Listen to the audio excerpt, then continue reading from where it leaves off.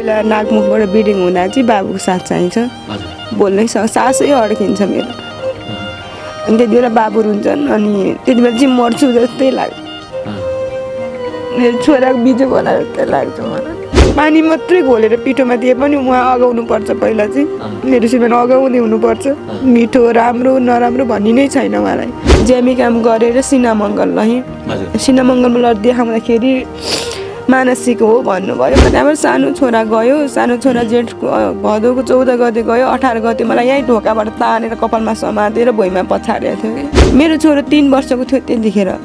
मेरो छोराले जेले भेट्यो त्यसले हान्थ्यो मेरो मम्मीलाई नकुट भनेर भन्दाखेरि त्यहाँबाट चाहिँ उहाँले इक्लिनु भएको थियो कि ओहो यो उसको आमालाई हामीले पिट्दाखेरि बच्चाले इक्लिने रहेछ। यत्रो बच्चाले त हामीमाथि यत्रो व्यवहार गर्यो। मैले यो ठुलो बच्चा भएपछि इक्लिन्छ है अब नहान पनि पऱ्यो। त्यहाँबाट चाहिँ अहिलेसम्म हात हालेको छैन मलाई। म उठ्नै सकिनँ। ज्वरो आएर एक त थला परेको थिएँ म 3-4 दिन भइसकेको थियो। अनि त्यहाँ उठेर पछाड्नु भयो पहिला त मलाई। अनि ल मलाई किन पछाड्नु भएको मलाई किन कुट्नु भएको भने तँ ट्याक्सी चढेर कहाँ गयो कि तँ टी सर्ट प्यान्ट लगाएर कहाँ गयो कि भने मैले टी सर्ट प्यान्टै लाउँदिनँ त म कहाँबाट जान्छु बाबा म को ट्याक्सी लिएर आएँ त मैले कसले भनेको भन्दा फलानुले भनेको। मैले फेरि उसैलाई घरमै गएर मलाई किन यस्तो अप्ठिनु मैले जिस्किदिएको साँच्ची नै खाजै नखाइकन गएछ सिरदर भन्नुभयो कि त्यतिसम्म गराउँछ कि यो समाजले चाहिँ। भोकै बसौँ मम्मी भन्छ कहिले तिते करेलाहरू लिएर आउँछ त बसल भएर मम्मी यो खानु न भन्छ। ठिक हुन्छ कि मम्मीलाई भनेर अनेक थरी लिएर आउँछु तर मलाई कहिल्यै ठिक भएन। म यस्तो हुँदा त उहाँहरूले ठगेर खाइस् भन्नुहुन्छ भने मैले केही गरेर अघि बढी भन्दा भोलि मलाई लुटेर ल्याइस् पनि त भन्नुहुन्छ यो समाजले त। तपाईँले उहाँसँग इन्टरभ्यू लिँदै गर्दा उहाँका कुरा सुन्दै गर्दा म अत्यन्तै भावुक पनि भएँ। सायदै मेरो आँखा अहिलेसम्म रसाएका थिएनन् होला होइन। मेरो आँखामा आँसु पनि आए। साउदीबाट एकजना भाइले कल गरेर त्यहाँनिर यस्तो व्यक्तित्व हुनुहुन्छ त्यहाँ गइदिनु होला त्यहाँ सहयोग गरिदिनु होला भनेपछि म आएको हो। यहीँको समाजले उहाँप्रति र उहाँको परिवारप्रति गरेको यो व्यवहार देख्दा र सुन्दा उहाँको अत्यन्तै काली लाग्दो अवस्था देखिन्छ। उहाँलाई देखेर चाहिँ एकदम भावुक भएँ कि उहाँले भन्दै गर्दा मेरै आँखाबाट आँसु आयो।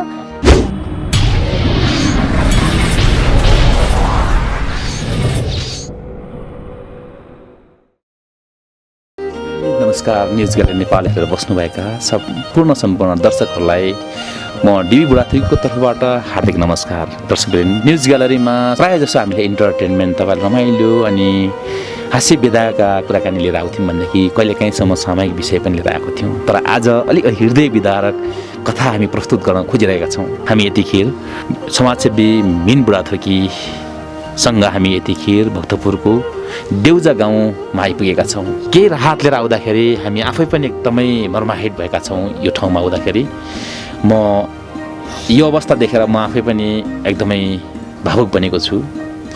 म धेरै कुराहरू मेरो मुखबाट भन्दा पनि उहाँकै मुखबाट सुनाउन चाहन्छु हजुरलाई। दिदी अनि बाबुलाई स्वागत छ। नाम के हजुरको? श्रीमला देउजा। श्रीमला देउजा। अलि ठुलो छोरी बोलिदिनुहोस् है। बाबुको नाम चाहिँ के हो? माधव देउजा। घरमा यसरी हामी आउँदाखेरि तपाईँ पल्टिराख्नु भएको थियो। उठाउन चाहिँ बाबुले उठाउँछ, टोइलेट गराउन यताउति गर्न सबै कुराहरू बाबु टोइलेट जानुहुन्छ आफै चाहिँ है। उठाउन के गर्न चाहिँ बाबुले सहयोग गर्नुहुन्छ? बाबुले अब खानेकुराहरूमा राति चाहिँ गाह्रो हुन्छ धेरै नै। अनि कोही बेला नाकमुखबाट ब्लिडिङ हुँदा चाहिँ बाबुको साथ चाहिन्छ। बोल्नै सासै अड्किन्छ मेरो। अनि त्यति बेला बाबु रुन्छन् अनि त्यति बेला चाहिँ मर्छु जस्तै लाग्छ। मेरो छोराको बिजो होला जस्तै लाग्छ मलाई। तपाईँको श्रीमान पनि हुनुहुँदो रहेछ नजिकै है। श्रीमानले कतिको केयर गर्नुहुन्छ तपाईँलाई? उहाँलाई त वास्तै छैन। उहाँलाई चाहिँ यति मात्रै थाहा छ मिठो खान पनि पर्दैन उहाँलाई। पानी मात्रै घोलेर पिठोमा दिए पनि उहाँ अगाउनु पर्छ। पहिला चाहिँ मेरो श्रीमान अगाउँदै हुनुपर्छ। मिठो राम्रो नराम्रो भन्ने नै छैन उहाँलाई। अनि जसले जे भन्यो त्यही मान्नुहुन्छ। पैसाहरू नचिन्नु भयो पहिला हो तर अहिले चाहिँ जे होस् मैले 500 1000 यतिको नोटमा यस्तो हुन्छ यतिवटा अक्षर हुन्छ यहाँनिर यस्तो भयो भने एउटा नोटमा यतिवटा हुन्छ भन्यो भने अझै पनि प्रश्न आउँदैन। पढ्नु भएको कि नै? पढ्नु त पढाएको भन्नुहुन्थ्यो माओलीले। माओलीमै बस्या हो आमा मरेपछि। हजुर खास यस्तो बिरामी हो कि उहाँको के हो हामी यसरी यस्तो भएको हो उहाँलाई चाहिँ मैले सुने अनुसार मैले तब देखिनँ, मम्मीलाई पनि देखिनँ मैले। हजुर सासू आमा 95 वर्षको आमाले चाहिँ मलाई भन्नुभएको थियो चाहिँ एकचोटि उहाँले नि बोलाउनुहोस् न सँगै राखौँ फ्रेममै। अनि टाइफाइड भएको अरे सानोमा। अनि टाइफाइड भएपछि अब गाउँघरमा चाहिँ झामे झाँक्री के लगाएर हस्पिटल नलग्नु भएको अरे। हजुर अलि यता आइदिनुहुन्छ, बोल्न त बोल्नुहुन्छ है हजुरको श्रीमान चाहिँ? अलिकति अड्किन्छ। अड्किनुहुन्छ। अनि त्यसो गरेपछि टाइफाइड बिग्रेर 6 सिसी औषधि खुवाउनु पर्थ्यो अरे। आमाले नसकेर चाहिँ 2 सिसी मात्रै खुवाउनु भएको अरे। के औषधि हो त्यो त मलाई पनि थाहा भएन। त्यहाँबाट मैले पछि बिहे गरेपछि पनि अलिअलि मसँग काम गर्नु, त्यतिकै त अब ज्यान राम्रो थियो मेरो, काम गर्न सक्थेँ मैले। ज्यामी काम गरेर सिनामङ्गल लहेँ। सिनामङ्गलबाट देखाउँदाखेरि मानसिक हो भन्नुभयो। मानसिक त होइन, मैले डक्टरसँगै प्रश्न गरेँ कि मैले मेरो श्रीमानलाई मानसिक चाहिँ होइन यो। मानसिक भएको मान्छेलाई त जे भन्यो त्यही मान्दैन, आफ्नो तरिकाले नै हिँड्नुहुन्छ उहाँले। तर म डक्टर नभए पनि हजुरसँग यति भन्ने चाहिँ मैले हजुरको वचन काटेँ डक्टर, मेरो श्रीमान मानसिकता चाहिँ होइन। 15 वर्ष कटाइसकेँ मेरो श्रीमानसँग मैले। मेरो एउटा छोरा चाहिँ मेरो सासू कारणले जानु गयो, उपचार नपाएर गयो टिचिङमा। अनि त्यसो भनेपछि अब तपाईँको एउटा मात्रै छोरा हो? हजुर जेठो। हजुर। अनि उहाँ चाहिँ अनि कस्तो? अहिले इटा भट्टामा काम गर्नुहुन्थ्यो। हजुर। नगर्ने होइन, काम हरायो भने अहिले हजुरसँग जे भन्नुहुन्छ त्यही काम गर्नुहुन्छ, तर सिकाएन भने उभिरहनुहुन्छ।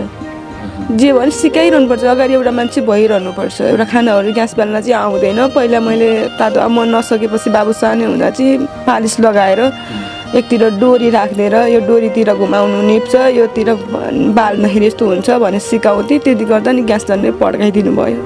त्यहाँबाट बरु चिउरा खाएर बस्छु, होस् उहाँलाई बाल्न लाउँदिनँ, भोलि आफ्नै सन्तानलाई नराम्रो भयो भने के गर्नु भनेर बाल्न नि लगाइन उहाँलाई। त्यस्तो केही आउँदैन। श्रीमानको नाम चाहिँ के हो? हजुरको नाम के? मेरो श्रीधर देउजा।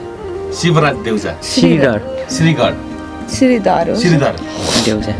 श्रीमती यसरी बिरामी हुनुभएको छ, थला पर्नु भएको छ, अनि केयर गर्नुपर्छ, हस्पिटल लिएर जानुपर्छ भन्ने कुरा तपाईँलाई कहिलेकाहीँ सोचाइ आउँछ कि नै? आउँछ।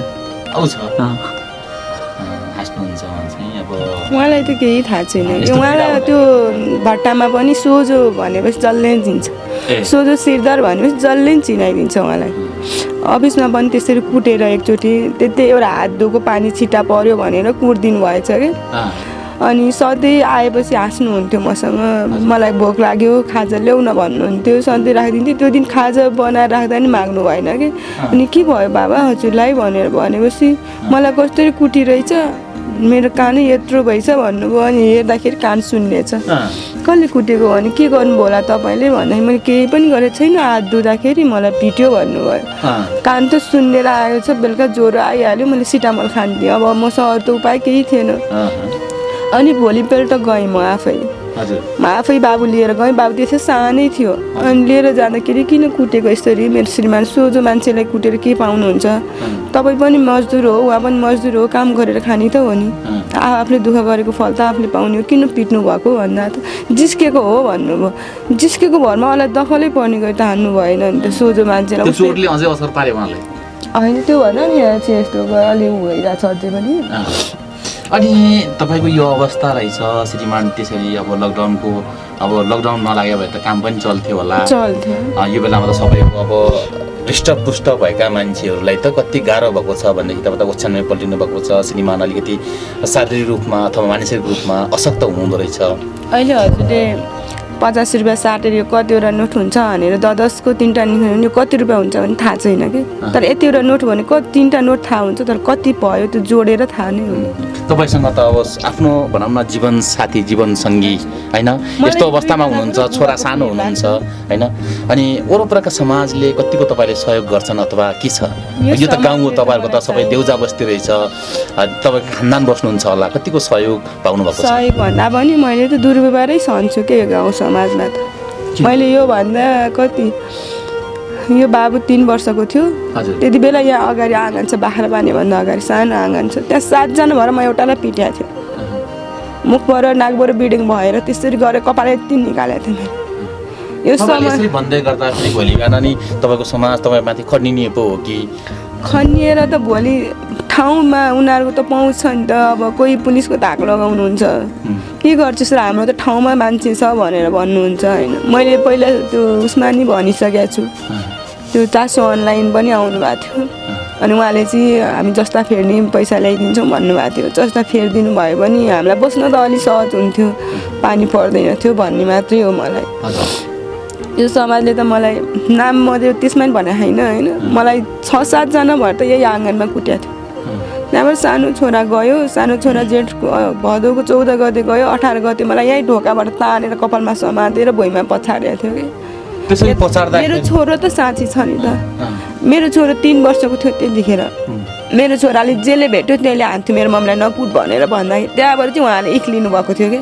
ओहो यो उसको आमालाई हामीले पिट्दाखेरि बच्चाले इक्लिने रहेछ, यत्रो बच्चाले त हामीमाथि यत्रो व्यवहार गर्यो, भोलि यो ठुलो बच्चा भएपछि इक्लिन्छ है, अब नहान पनि पऱ्यो। त्यहाँबाट चाहिँ अहिलेसम्म हात हालेको छैन मलाई त्यो होइन। नचाहिने बोल्नु हुँदैन मान्छेले होइन। त्यहाँबाट चाहिँ मलाई गरेको छैन, तर नराम्रो आरोप लगाउने, सोझो लोग्ने छ, अरूसँग सल्केर हिँड्ने भन्ने। अनि अब अस्ति त्यो नेपाल उसले पनि अभियान नि आउनु भएको थियो कि, चामलहरू लिएर आउनु भएको थियो 20 गते कति आउनु भएको थियो। त्यति बेला आउँदा ठगेर खाइस्, युट्युबमा गएर ठगेर खाइस् भनेर यताबाट आने क्या मलाई। तँ जस्तो हामी ठगेर खाने होइन, तँ जस्तो दुनियाँलाई ठगेर खाने होइन भन्नुभयो कि।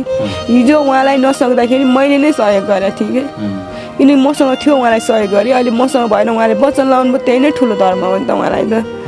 म त उहाँलाई त केही भन्दिनँ कि, म जस्तोलाई आज मलाई पीडा। श्रीमानलाई तपाईँले त्यसरी कुट्दै गर्दाखेरि बिचरा छोरो चाहिँ सानै भए पनि मेरो आमाले पुलिस भनेदेखि जे 3 वर्ष छँदाखेरि अब उहाँ त यस्तो गरेर बस्नु भएको। उहाँलाई त्यसरी मलाई त्यस्तरी पछारेका छन् 6-7 जना लोग्ने मान्छे, आइमे मान्छे भएर। तर मेरो श्रीमानलाई केही छैन। तर मेरो अपाङ्ग हुनुहुन्थ्यो ससुर, उहाँले चाहिँ बरु त्यो खुट्टा नलाग्यो भने वैशाख डेको भरमा पनि मलाई ढोका लगाइदिनु भएको थियो क्या, उता भित्र थुनेर। उहाँलाई चाहिँ सुरक्षा दिनुभयो, तर मेरो श्रीमानले दिनु भएन कि। थाहा नै छैन, केही राखेको छैन, जे भन्यो त्यही मान्ने क्या। तेरो श्रीमतलाई मार्दै भन्यो भने पनि मारिदिनुहुन्छ क्या उहाँले। त्यस्तो कसैले भने त छैन होला नि त। भनेको छ। म उता अफिस जानुभएको थियो, भट्टामा जानुभएको थियो, अनि म यहीँ सुतिरहेको थिएँ। अनि सुतिरहेको थिएँ, 1 बजे रहेछ, 1:30 भएको रहेछ। म उठ्दाखेरि आएर उहाँले पिट्दाखेरि अनि आएर बङ बङ हान्नु भयो कि। म उठ्नै सकिनँ, ज्वरो आएर एक त थला परेको थिएँ, म 3-4 दिन भइसकेको थियो। अनि त्यहाँबाट उठेर पछाड्नु भयो पहिला त मलाई। अनि ल मलाई किन पछाड्नु भएको, मलाई किन कुट्नु भएको भने तँ ट्याक्सी चढेर कहाँ गयो कि, तँ टी-सर्ट प्यान्ट लगाएर कहाँ गयो कि भने मैले टी-सर्ट प्यान्टै लाउँदिनँ त, म कहाँबाट जान्छु बाबा, म को ट्याक्सी लिएर आएँ त मैले, कसले भनेको भन्दा फलानुले भनेको। मैले फेरि उसैलाई घरमै गएर मलाई किन यस्तो अप्ठ्यारो, मैले जिस्किदिएको, साँच्ची नै खाजै नखाइकन गएछ शिरदर भन्नुभयो कि। त्यतिसम्म गराउँछ कि यो समाजले चाहिँ। भनेपछि तपाईँको श्रीमानलाई प्रयोग गरेर तपाईँलाई चाहिँ उनीहरूलाई चाहिँ कस्तो छ भने अब यति भने त सम्पत्ति यो ठाउँमा त छ नि त। उहाँ मलाई मारिसकेपछि मलाई यहाँबाट निकालेपछि त उहाँ त सोझो हुनुहुन्छ। लेप्चे हान्देपछि त उहाँलाई त दिनभरि काम लगायो, 150 दिए पनि काम गरिदिनुहुन्छ उहाँले त। दिनभरि काम लगायो भने 50 रुपियाँ, 10 रुपियाँ, 20 रुपियाँ अलिक धेरै दिनुपर्छ, 5-5 रुपियाँ बनाएर। तर उहाँ त्यतिमै खुसी हुनुहुन्छ। त्यस्तो गराउनुहुन्थ्यो कि गाउँको मान्छेले। मैले चाहिँ अहिले त्यहाँनिर भट्टामा भनिदिएँ हुँदाखेरि यस्तो कुरा त अब बालबच्चाहरूको मस्तिष्कमा त्यस्तो गर्न नहुने हो हामीले पनि होइन। किन भन्दाखेरि बालबच्चाको मस्तिष्कमा ती कुराहरूले एकदमै ठुलो असर पर्न जान्छ। यो भिडियो हेर्दै हुनुहुन्छ यो समाजले भनेपछि अलिकति लज्जित हुनुहोस्, अलिकति लाज मान्नुहोस्। तपाईँहरूले अलिकति सामाजिक, हामी त सामाजिक प्राणी हौँ र समाजमा मिलेर बस्नुपर्छ र समाजमा कोही विभेदमा पर्न पनि हुँदैन। कसै यदि कोही असहाय छ, गरिब छ, अशक्त छ भनेदेखि सहयोग गर्नुपर्ने ठाउँमा यति साह्रै पनि नगरिदिनुहोस् भन्न चाहन्छौँ हामी होइन। सक्छौँ राम्रो गरौँ, सक्दैनौँ नराम्रो पनि कसैले नगरौँ। यतिसम्म भन्नुभयो कि 95 वर्षको सासू हुनुहुन्थ्यो मेरो। हो झगडा त भइहाल्छ नि, घरमा भएपछि त झगडा त सामान्य हुन्छ होइन। मैले कस्तो भएको थियो भने उनीहरूले पनि त भोलि यो कुरा मैले यस्तो भनेको थिएँ है भनी त आउँछ नि। उहाँलाई त टाढा हुनुहुन्न, नजिक हुनुहुन्छ। उहाँले कतिसम्म गर्नुभएको छ भने मेरो घरमा मैले बाख्रा पालेको, उहाँले हेर्नुभयो होला, बाख्रा पालेको थिएँ मैले, ज्यामी काम गरेँ, किनेको बाख्रा हो यो। अनि त्यहाँबाट बाख्रा किनेको थिएँ, मेरो खसी थियो अलिक ठुलै, चाडबाडको बेला थियो, दसैँको बेला बाबुलाई कपडा किनिदिन्छु भनेर बोका बेचेको थिएँ मेरो यही तल पसलमा। हजुरले देख्नुभयो होला, पिपलबाट भन्दा उतापट्टि पसल छ, त्यहीँ लगेर बेचेको मैले। अनि त्यहाँको बुवाले चाहिँ अहिले पैसा छैन नानी, म 2-4 दिनमा दिन्छु, यो लगिदिने मान्छेले ल्याएपछि म दिन्छु है नानी भन्नुभयो। बुहारी भन्नुभयो हुन्छ बुवा भनी म घर आएँ। आउँदाखेरि बुवाले रक्सी खाएर मनलाई भनिसक्यो मलाई पैसाले खसी बेचिस पैसाले भन्नुभयो। मसँग छैन बुवा पैसा दिएको छैन, दिएपछि तपाईँलाई म दिन्छु, मसँग अहिले छैन भन्दाखेरि बुवाले चाहिँ पुरै वस्त्र फुकालेर नराम्रो शब्द बोल्नुभयो कि मलाई। अनि त्यसो भनेपछि मलाई पनि नराम्रो लाग्यो नि। अनि मैले कति जाँड खाएर बोल्नुहुन्छ, जहिले पनि जाँड खायो कि मलाई नै मनलाई बोलिसिन्छ। म ठाउँमा अरू बुहारी भइदिएको भए तपाईँलाई के सम्मान गर्थ्यो होला, मैले सोझो गरेर हेप्नुभयो भनेपछि आमाले मलाई कपालमा समाउनु भयो। 95 वर्षको आमाले कपालमा समातेर गार्नु भयो कि। अनि गाडेपछि 2-3 जना त आउनुभयो छुट्टाउनलाई। अनि मलाई के भन्नुभयो भने 1-2 जनाले चाहिँ सासूलाई भुत्लाइस् भन्नुभयो। अनि सासू बुढी मान्छे भनेर जे गर्दा नि हुँदो रहेछ अहिलेको जमानामा। बुहारीको त केही अस्तित्व रहेनछ, उसैले कपाल समातेर गाडिसकेको छ, उल्टै सासूलाई बुवालाई दोष लगाउने भन्नुभयो। अनि त्यसो भनेपछि झगडा चाहिँ त्यति भएको थियो। बुबा त हुनुहुन्छ नि जीवित, उसको आमा मरेको नि, उसको आमालाई त माया छ नि त एउटा छोरालाई त आफ्नो आमाको। बुबाले स्वयं भन्नुहुन्छ बुवाले कुट्याएन। अनि त्यहाँ आमाको लास्ट 1 वर्ष त भयो नि, लास्ट भुइँमा सुताइरहेको छ। यसले कुटेर मारेको हो 3 जना। यो बच्चाले कुटेर मारेको, यस्तो श्रीमानले कुटेर मारेको, मैले कुटेर मारेँ अरे। 3 जना भएर कुटेर भन्नुभयो। यहाँ तन्नै हुनुहुन्थ्यो। अनि लास्ट उठेको थिएन मेरो। अनि यहाँनिर हाम्रो गुठियाहरू छ। अनि बाबु स्कुल गएको थिएँ, बाबुलाई फोन गरेर डाकेँ, बाबु अफिस जानुभएको थियो, उहाँलाई बोलाएँ, म थिएँ। मलाई त अब सबैजना म एक्लो भएँ यहाँ त। आमा बित्नु भएको छ, फेरि म कहिल्यै त्यस्तो ठाउँमा घटना परेको पनि छैन बिहे गरेँ। अब अहिले 28 वर्ष भयो, मैले अहिलेसम्म त भोग्नु परेको थिएन। आमा अचानक बित्नु भयो। त्यही पनि 8 बजीसम्म मसँग राम्रोसँग कुरा गरेँ, बुवासँग राम्रै कुरा गरेको। 9 बजेपछि बित्नु भएको। अनि त्यसो गरेपछि यसले कुटेर मारेकी हो, 3 जना भएर कुटेर मारेको हो, यसलाई जेल हाल्नुपर्छ भन्नुभयो। अनि यहाँ एकजना बुवा हुनुहुन्छ कि मेरो ससुरा पढ्ने हुनुहुन्छ, उहाँले चाहिँ गरिब दुखीलाई पायो भनेर कुटेरै मार्नु थियो भने योभन्दा अगाडि कुटेर मार्थ्यो होला, यत्रो वर्ष किन खपेर बस्यो त? यत्रो वर्ष कुटाइ खाएर ससुराको भनाइ खाएर खानुभन्दा त उसले कुटेर मार्थ्यो होला भनेर भनेपछि अनि यहाँनिर मेरो सासूहरू आएर कराएपछि उनीहरू सबै गयो कि हिँड्नु भयो। उहाँहरू त सबैजना हिँड्नुभयो। अनि गाउँभरि क्या, अब गाउँको मान्छे त आउँछ नि त, मान्छे मरेपछि के भयो मेरो मलाई रिस उठ्यो, मेरो आमाको इष्टमित्र त हुन्छ नि, ऊ फलानु मरेछ, फलानु त बितेछ भन्ने त हुन्छ, आउनुहुन्छ नि, नजाऊ है ज्यानमार घरमा नजाऊ भन्ने कि त्यस्तोसम्म भन्नुभयो। त्यही दिन म पोतिरहेको थिएँ, नजाऊ है त्यो घरमा, ज्यान मारेको घरमा। सासू चाहिँ तपाईँको सासू चाहिँ कालगतिले बित्नु भयो, तर तपाईँ आरोप तपाईँहरूले लगायो? बुढी सासू, हजुर। समाजले तपाईँहरूलाई आरोप लगायो? मलाई चाहिँ ठिकै छ, ती कुराहरू चाहिँ अब केही समाजले पनि बुझिदियोस् होइन।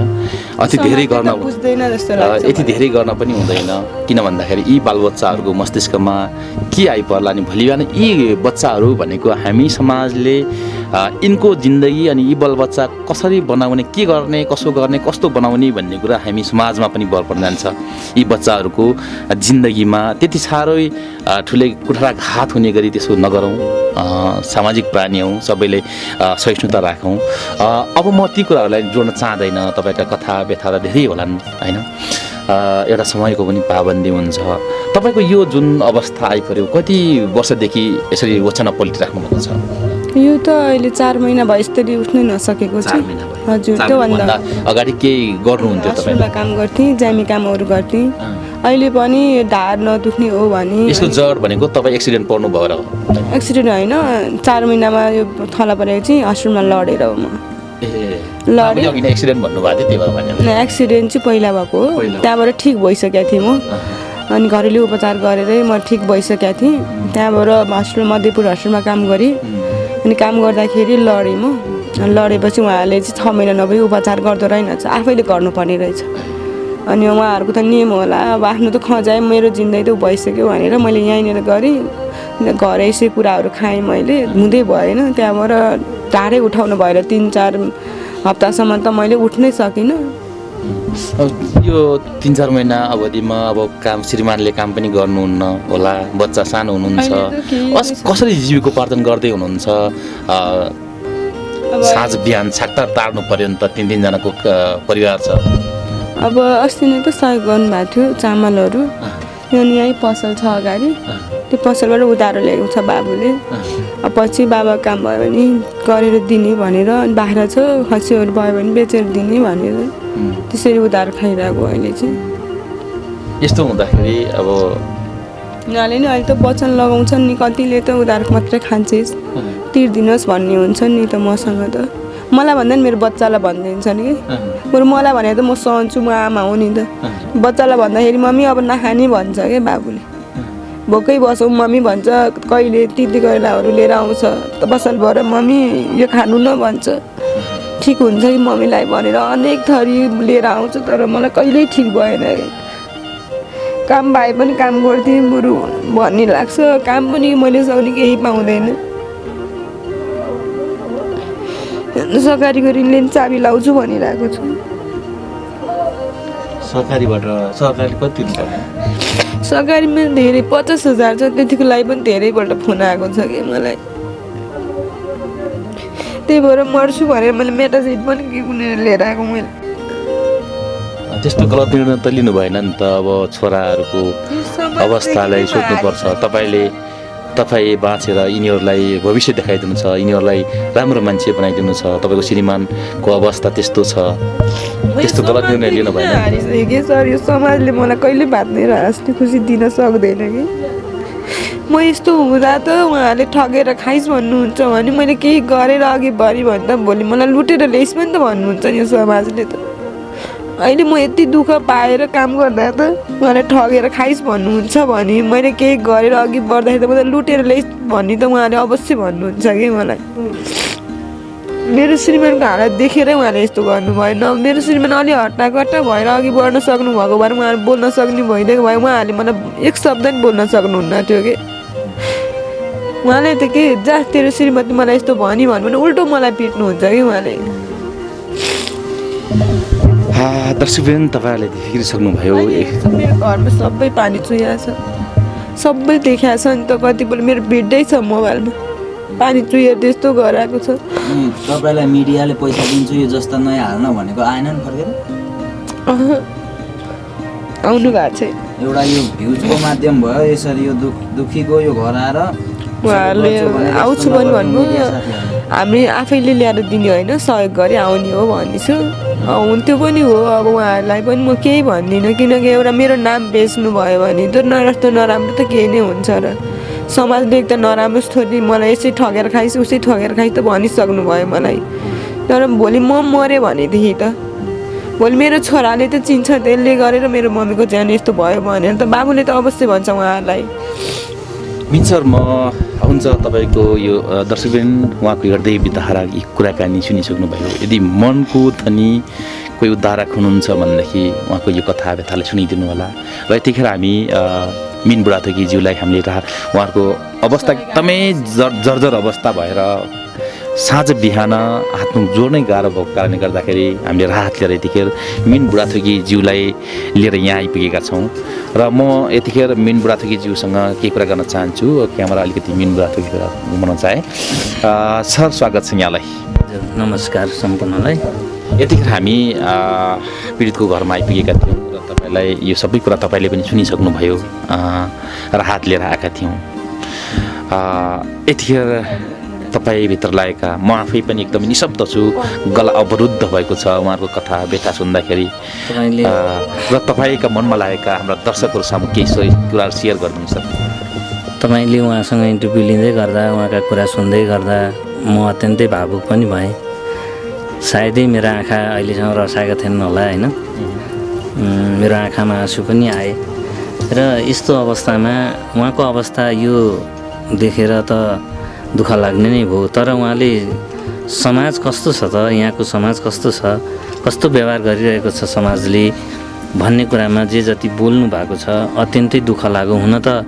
पढे लेखेका मान्छेहरू हाम्रो नेपालमा पढे लेखेकै केही मान्छेहरू पनि बुझेर पनि बुझ पचाउनेहरू र हामीले यसरी यो भक्तपुरको के भन्छ यो गाउँ देउजा गाउँ यति भित्र खोज्दै खोज्दै आउँदा हामीलाई धेरै गाह्रो भयो उहाँ यति दुःखी हुनुहुँदो रहेछ उहाँले यस्तो दुःख कष्ट भोगेर बसिराख्नु भएको छ अत्यन्तै दुःख लाग्यो उहाँको कहानी कथा सुन्दाखेरि र मलाई साउदीबाट एकजना भाइले कल गरेर त्यहाँनिर यस्तो व्यक्तित्व हुनुहुन्छ त्यहाँ गइदिनु होला त्यहाँ सहयोग गरिदिनु होला भनेपछि म आएको हो उहाँले भनेको 1 घन्टा 1.5 घन्टामा म यहाँ भक्तपुरमा यो देउजा गाउँमा उहाँलाई खोज्दै आइपुगेँ र अलिकति गाह्रो पनि भयो हामीलाई यो लोकेसन पत्ता लगाउनलाई।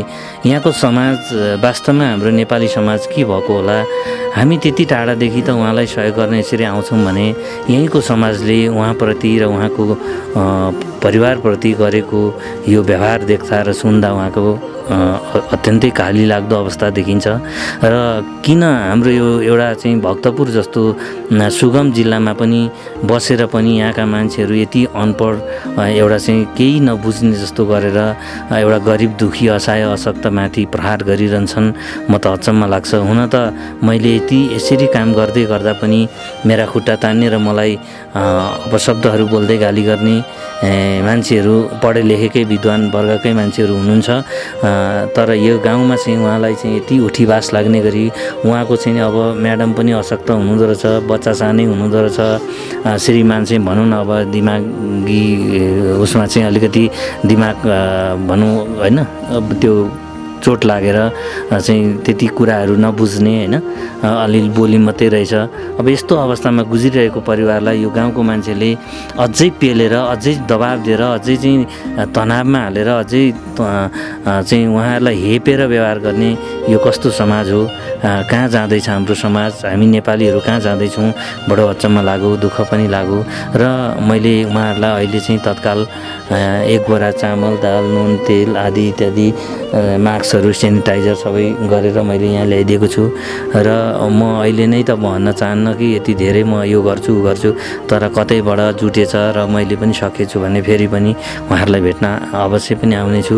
किनभने मेरो उद्देश्य, मेरो कर्तव्य भनेको म आफूलाई के ठान्छु भने यस्तै गरिब दुखीको म सहयोग गर्दै अगाडि बढिरहेको छु र आगामी दिनहरूमा पनि उहाँहरूको यो आँसुमा र यो दुःखमा मलम लाउन सक्छु, जे जति सक्छु आउनेछु अवश्य पनि भन्न चाहन्छु।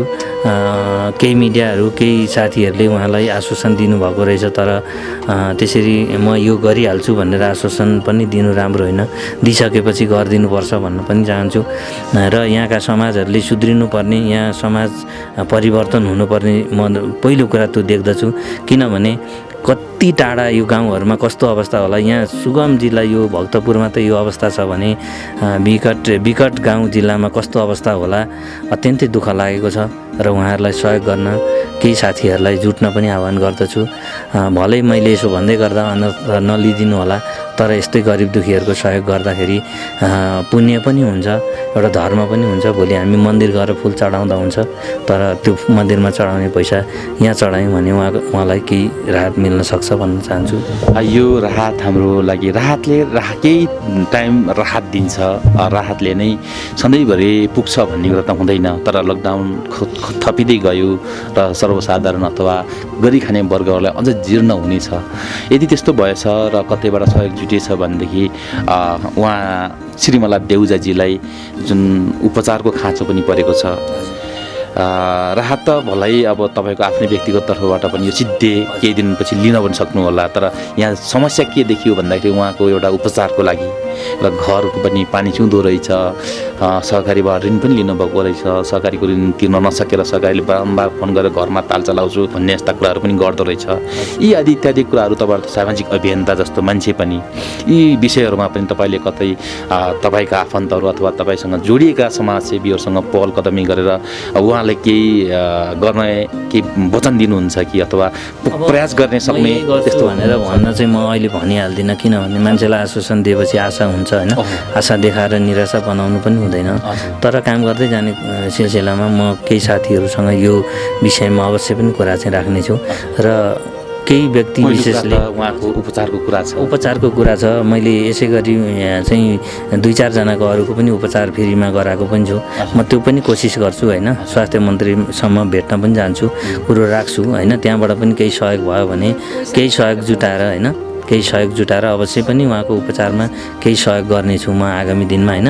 अवश्य पनि उहाँका दुःख सुखमा उहाँको स्वास्थ्य उपचारको लागि मेरो सहभागिता हुनेछ। धन्यवाद सर। तपाईँहरू जस्तो समाजसेवी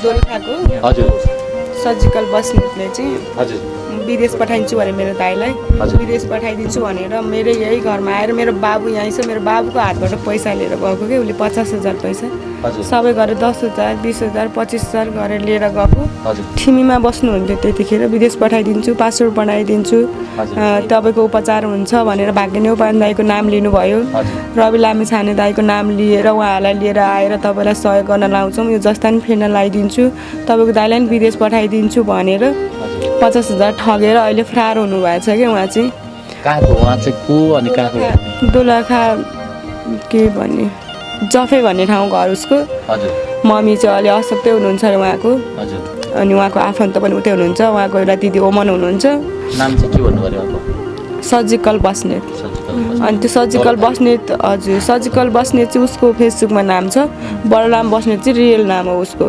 बलराम बस्नेतले चाहिँ मसँग विदेश पठाइदिन्छु भनेर मसँग भोइस मेसेजहरू छ सबै छ मसँग उसको सबै छ तर एउटा अहिले फोन मात्रै लागेको छैन मलाई ती मेसेजहरू पनि सुरक्षित राख्नु होला कुनै बेला चाहिए हामी लिनेछौँ दिएको छु मैले थिमी चौकीमा गएर मलाई यस्तो यस्तो भनेको त अन्कनाउनु भयो कि प्रहरीले पनि मलाई त्यो लिनै मान्नु भएको थिएन एकछिनसम्म त तर अभियान त्यो छोरीको लागि छोरी नै अभियान नानीले चाहिँ कराइसकेपछि उहाँले लिनु भएको थियो हुन्छ अलिकति म्याम म क्यामेरा म्यामतर्फ घुमाउन चाहे हामीसँग मिन बुढाथोकीको धर्मपत्नी रिता बुढाथोकी स्वागत छ यो जुन घटना अनि यो दर्दनाक पीडा देखिसक्नुभयो अब हजुर पनि सँगै हुनुहुन्छ जुन पीडितलाई अझै समाजले पनि पीडा दिइराख्ने यो अवस्थामा यो जर्जर अवस्थामा जुन अवस्था देख्नुभयो त्यो विषयमा तपाईँले पनि केही कुरा राख्नुहुन्छ कि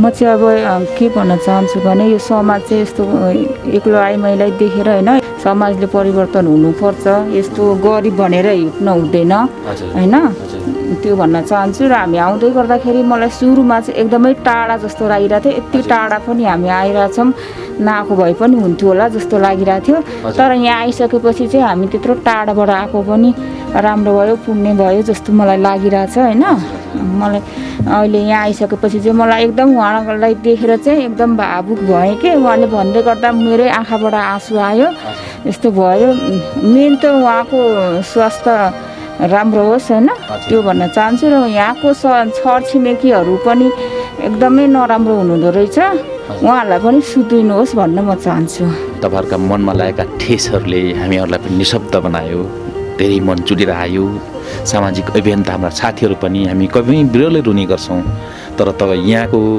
यो पीडा वेदनाले गर्दाखेरि मेरा आँखाबाट आँसु आए भनेर उहाँहरू पनि भावुक हुनुभयो आँसु पनि निकालिराख्नु भएको थियो मैले कुराकानी गर्दै गर्दाखेरि तपाईँहरूको यो जुन आवाज जुन पीडा हाम्रा दर्शकहरूले प्रत्यक्ष हेरिराख्नु भएको छ र कहिलेकाहीँ जिन्दगीप्रति त्यतिसम्म तिक्तता पनि नहुनुहोस् पीडा सबैसँग हुन्छ दुःख सबैसँग हुन्छ कष्ट सबैले बिहोर्नुपर्छ तर गलत निर्णय लिन हुँदैन यो जीवन छौन्जेल हामीले पीडाहरूका पहाडहरूलाई पनि चिसल्न सक्नुपर्छ सास लिनुपर्छ हामीभन्दा अझै अशक्त पनि छन् हामीभन्दा अझै कमजोरहरू पनि छन् ती वर्गहरूलाई चाहिँ हामी हेरेर जिन्दगी जिउनुपर्छ र तपाईँले त अझै साना फुल्न लागिरहेका यी कोपिलाहरू भोलि बिहान सुगन्ध छर्ने देशमा सुगन्ध छर्ने फुलहरू फोक्राइराख्नु भएको छ